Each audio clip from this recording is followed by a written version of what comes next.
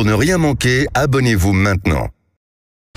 7h21, tout compte fait. Éric Revel, bonjour Éric. Benjamin, bonjour à tous. Bon, c'est une grosse bataille qui oppose actuellement le gouvernement aux banques. Elle se fonde sur la question de savoir s'il faut de nouveau augmenter le taux du livret A. Oui, ce sont des discussions serrées depuis plusieurs jours entre les banques et Bercy, et le gouvernement donc, au sujet de la prochaine revalorisation du taux du livret A. Bon, le livret A, produit d'épargne préféré des Français. Son taux, en ce moment, il est à 3%. Il a été propulsé depuis plusieurs mois par l'inflation, c'est bien normal. Il pourrait bien atteindre ce taux 4% en août, lors de la prochaine révision de ce taux, car le taux du livret A, il est indexé sur le niveau de l'inflation, qui officiellement est à 6%. Mieux rémunérer l'épargne au-delà des discussions entre les banques et Bercy, me semble évidemment nécessaire. Oui, les banques freinent des quatre fers contre cette hausse du 1er août prochain. Cela leur coûte cher, Éric ?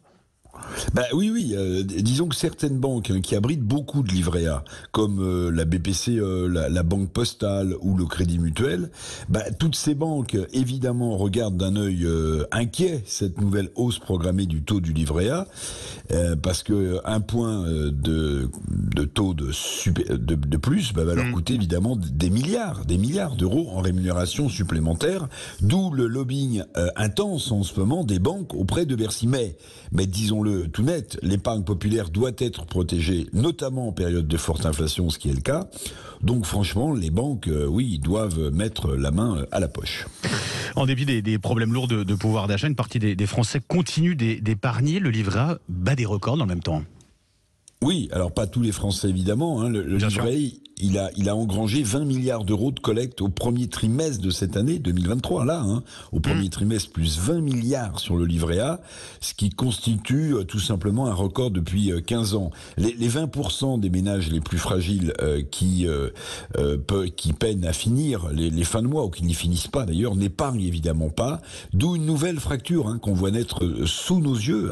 C'est la fracture entre les épargnants et ceux qui ne peuvent pas ou qui ne pourront plus épargner. Mais il y a un autre danger, Benjamin, qui nous guette aussi.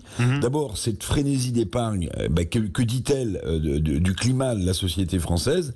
Elle dit que les Français n'ont pas confiance en l'avenir. Ouais. Ce qu'ils peuvent mettre de l'argent de côté par précaution, pour faire face à un avenir qu'ils jugent plus incertain que jamais. Mais, attention aussi, le geste d'épargner, par définition, c'est de la consommation en moins.